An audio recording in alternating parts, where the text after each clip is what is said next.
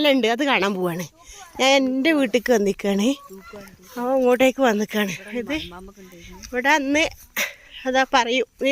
ഇത് പറഞ്ഞു കൊടുക്ക്. ഇവിടെയാണ് അന്ന് മലമ്പാമ്പ് ഉണ്ടായിരുന്നു.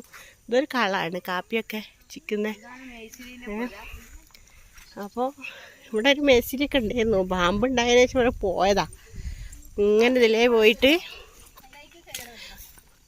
ഇത് പോയാൽ പുഴയേക്കാണേ.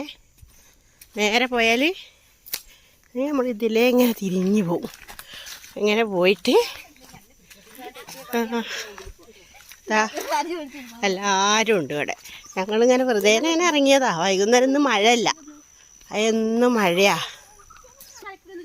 ഇതാണ് പുഴ ഉണ്ടോ, നല്ല കലങ്ങിയ വെള്ളമാണ്.